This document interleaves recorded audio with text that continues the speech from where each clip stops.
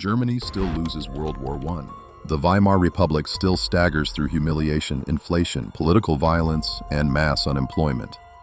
Anti-Semitism still exists. Europe is still unstable.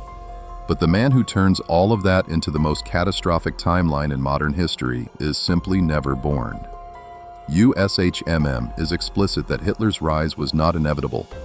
It depended on timing, circumstance, political miscalculation, and his ability to turn crisis into momentum. And that is what makes this question so dangerous. Because it is easy to tell the comforting version. No Hitler, no Nazis, no Nazis, no Holocaust, no Holocaust, no World War. But history is rarely that clean. The crisis was real without him. The bitterness was real without him. The anti-Semitism was real without him. The weakness of Weimar was real without him. Germany's post-1918 order was battered by the Versailles settlement, the hyperinflation crisis of 1923, and then the Great Depression, which shattered confidence in parliamentary politics and pushed millions toward radical parties. So the real question is not whether Hitler invented every disaster of his age. He did not. The real question is this: if you remove the one man who fused German defeat, mass politics, racial hatred, and apocalyptic ambition into one movement, how much of the disaster still happens, and how much of the modern world changes with him missing? In this timeline, Adolf Hitler never exists. No failed artist in Vienna, no soldier in the trenches who later turns resentment into destiny, no beer hall putsch under his leadership, no Führer myth around which the Nazi movement can organize itself. USHMM and Britannica both stress that Hitler's personal role mattered enormously and that the Nazi rise depended on more than just historical inevitability. But removing Hitler does not remove the Weimar crisis. Germany still emerges from World War I wounded and angry. The Versailles settlement is still hated. The Republic is still associated, in the minds of many conservatives and nationalists, with defeat and humiliation. Hyperinflation still devastates savings in 1923. The Great Depression still smashes employment and faith in parliamentary government after 1929. Britannica's account of the end of the Republic is blunt. The Depression radicalized the electorate and hollowed out the center. By the end of 1932, the Nazi Party was already in trouble, deeply in debt, demoralized by non-stop campaigning, and shaken by Gregor Strasser's break with the movement. That matters because it shows how much the party still depended on Hitler as its single integrating force. Without him, the radical nationalist right is far more likely to remain splintered. So Germany without Hitler is not stable by default. It is still a resentful, anxious country searching for order. The difference is that its crisis no longer has the same ringmaster. The most likely immediate consequence is not a happy democratic renaissance, it is a different authoritarian future. Without Hitler, Germany probably still drifts away from a fully functioning parliamentary republic. By the early 1930s, Weimar was already being hollowed out by presidential cabinets, emergency decrees, elite backroom maneuvering, and fear of communist revolution. Even without Hitler, the center was weakening badly. That means a Germany without Hitler could still end up under a hard nationalist regime, maybe more military, maybe more conservative, maybe more openly run by old elites, generals, industrial interests, and presidential networks, but likely less totalizing, less charismatic, less revolutionary in style than Nazism. That distinction matters. Nazism was not just traditional conservatism with better slogans. It was a mass movement built around racial myth, one-party domination, and personal rule. USHMM notes that after Hitler became chancellor on January 30, 1933, Germany was transformed into a one-party dictatorship in less than 6 months. Remove Hitler, and that exact chain becomes far less likely. Germany would also probably remain revisionist. Versailles is still hated. The desire to rebuild military strength, revise borders, and reassert Germany's place in Europe does not disappear with one man. So this Germany might still rearm, still bargain hard, still test the post-war order, still produce a right-wing government determined to revise 1919. But there is a difference between a revisionist Germany and a Hitlerian Germany. One wants to revise the map. The other wants to remake the world through race, conquest, and annihilation. That difference would shape everyday Germany too. Without the Nazi seizure of power, there is no Reichstag fire decree in the same role. No enabling act under Hitler, no rapid Gleichschaltung of civil society, and no state built so quickly around racist dictatorship.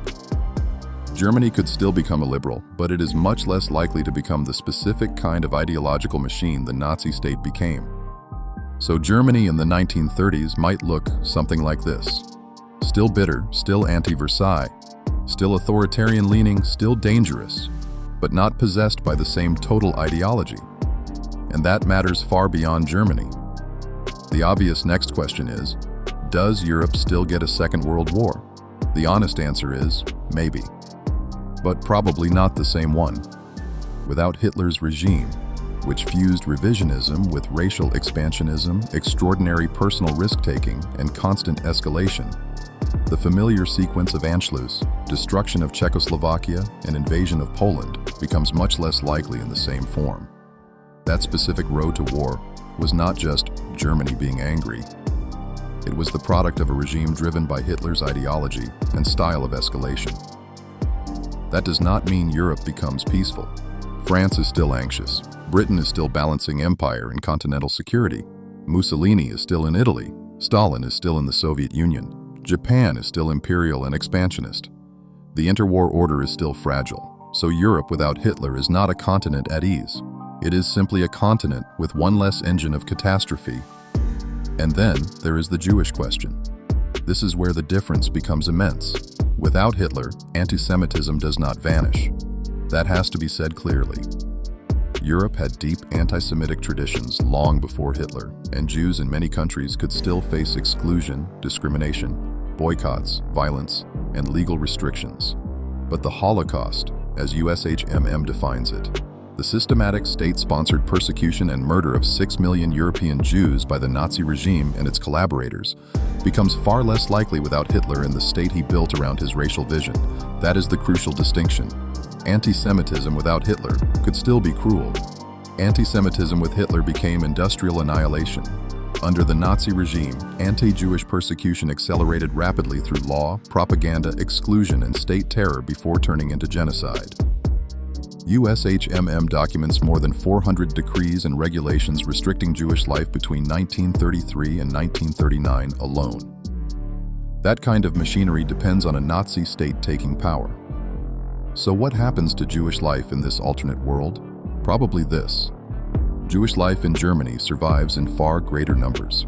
Jewish communities in Poland, Hungary, Lithuania, Austria, Czechoslovakia, and elsewhere remain under pressure from anti-Semitism and instability, but they are not destroyed on the same demographic and civilizational scale. Europe does not lose 2 out of every 3 Jews.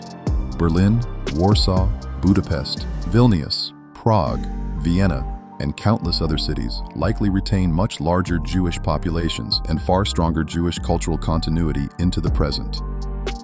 In our real world, by 1945, nearly 2 out of every 3 European Jews had been murdered. Without Hitler, that rupture becomes far less likely. Then comes one of the biggest downstream effects: Israel. Without Hitler, does Israel still exist? Possibly yes, but probably not in the same way, not on the same timetable, and not under the same moral and geopolitical pressures. That is because Zionism predated Hitler by decades, and the Balfour Declaration was issued by Britain in 1917. So the idea of a Jewish national home in Palestine does not depend on Hitler. What does depend heavily on Hitler is the scale and urgency.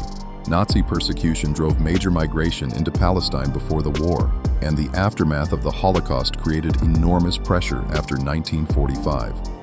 USHMM records more than 250,000 Jewish displaced persons in camps and urban centers in Germany, Austria, and Italy after the war.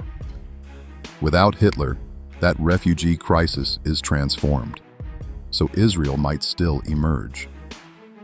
But perhaps later, perhaps smaller at first, perhaps under a different British timetable, perhaps in a different demographic balance. Perhaps in a world where the case for Jewish statehood rests more on nationalism and less on the immediate aftermath of genocide. That would not automatically make the Middle East peaceful, but it would make it different. Now we get to the long shadow. Because if Hitler never exists, Germany is different. If Germany is different, Europe is different. And if Europe is different, the world we live in now is different too. Start with Germany. Modern Germany was shaped not only by its older history, but by total defeat in 1945, Allied occupation, denazification, division into East and West Germany, and eventual reunification. Without Hitler, that whole sequence becomes doubtful. There may be no 1945 collapse in the same way, no West Germany and East Germany in the same form, no federal republic built under the same post-war conditions, no German political culture so deeply structured around guilt, restraint, and remembrance. Today's Germany is one of the most self-consciously anti-militarist major states in Europe, in part because of the catastrophe of Nazism and total war. Remove that catastrophe, and Germany might be less haunted, less restrained, and perhaps more openly nationalist in tone, even if also less morally burdened. That is an inference from how deeply the war and its aftermath shaped the post-war German state and European order. Then, Europe. The European project, as we know it, was born explicitly out of the destruction of World War II.